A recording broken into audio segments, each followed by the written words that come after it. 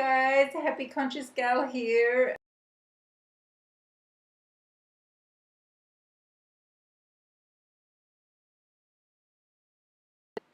And by the shitness, I mean, I have had to come face to face with my lifelong war with my body this week.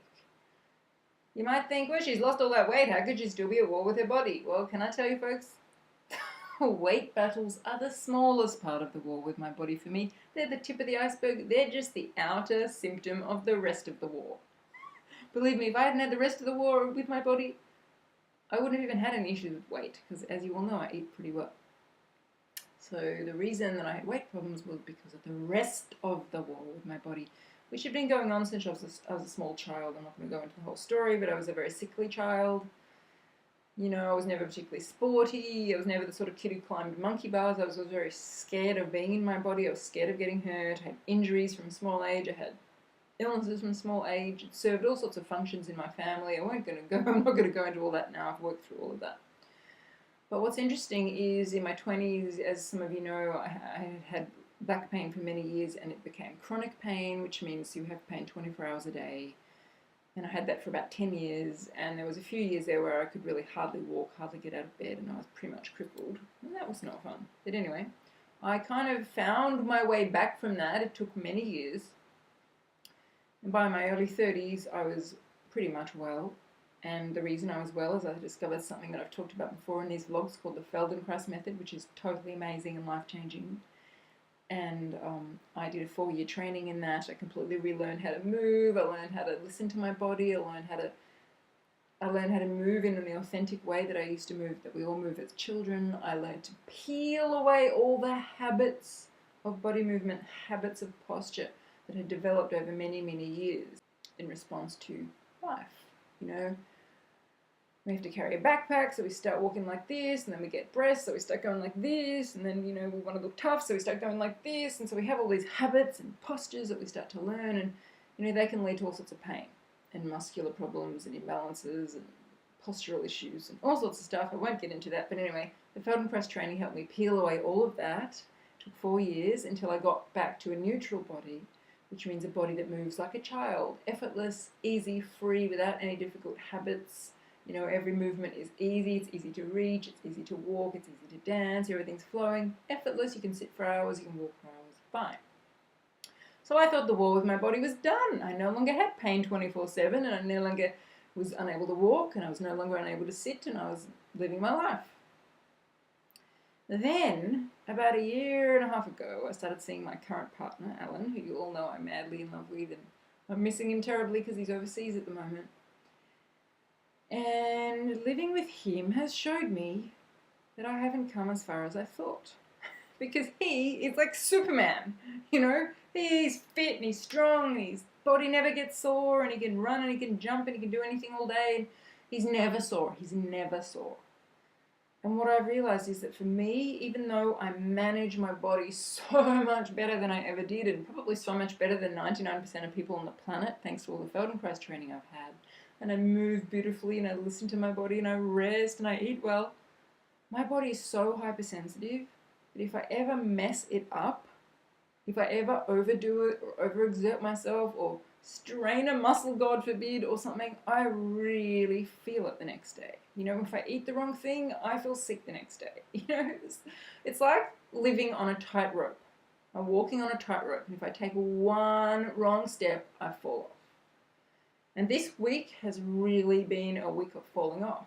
I mean, I don't even know where to start. On Friday, I went for a drive to get my glasses checked, these glasses that you've seen me wear before, because I'd been noticing I was finding it really hard to see.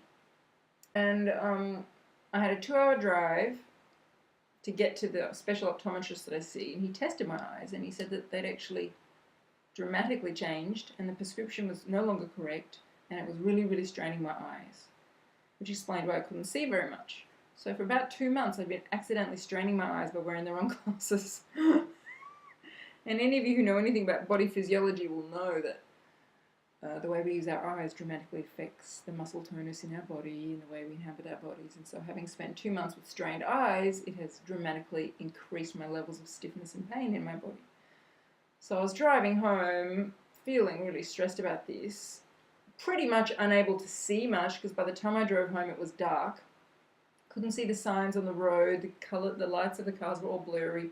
It really hit me how wrong the prescription was that I was wearing for my glasses because everything was blurry. And I had a 2-hour drive home and I was holding the wheel like this. I was like terrified I was going to crash. And I'm not someone who gets scared, but it was really scary. I was driving on a freeway. I couldn't see anything really. Even if you'd held up a sign in front of me, I couldn't have read it.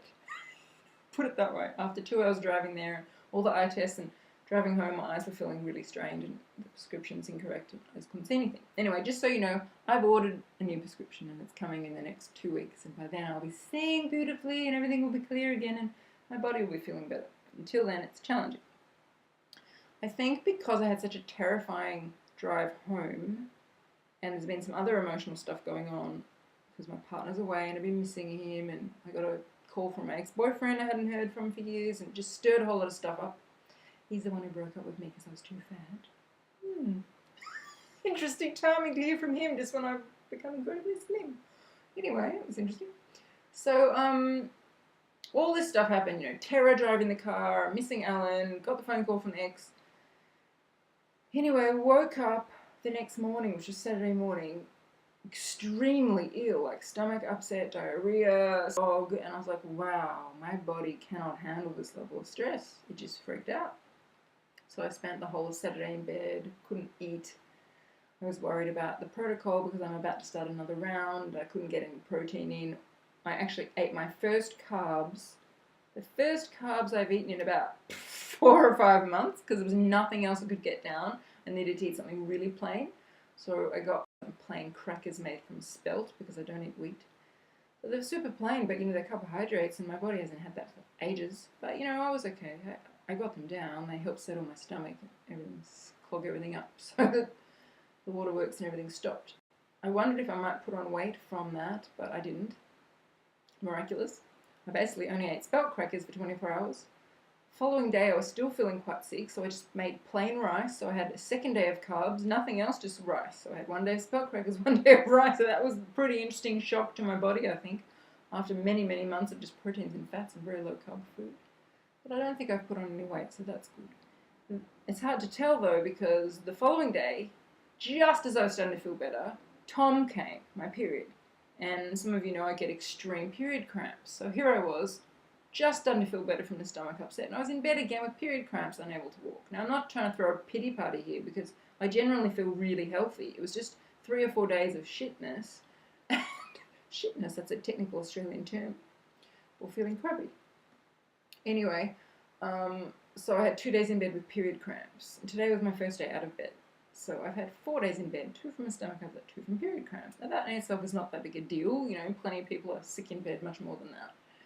But then when I woke up today, because of how sensitive my hypersensitivities are in my body, if I have a couple of days in bed where I'm not moving, especially if I'm in pain, you know, or sick or something and everything's sort of curled up, my body, my muscles are so sore and all the chronic pain comes back. So today actually has been the worst day of the whole week. Worse than the eye stuff, worse than the stomach diarrhea, worse than the period pain is that my whole body is sore today. My whole body is sore, particularly my lower back.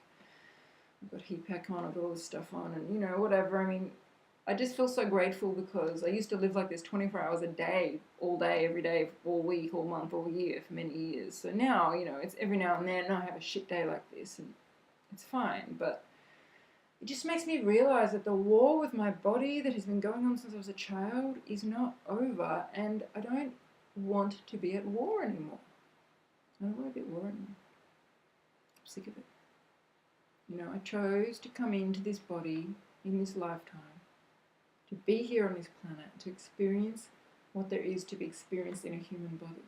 I chose to experience joy and freedom of movement and sex and love and dancing and running and swimming and jumping.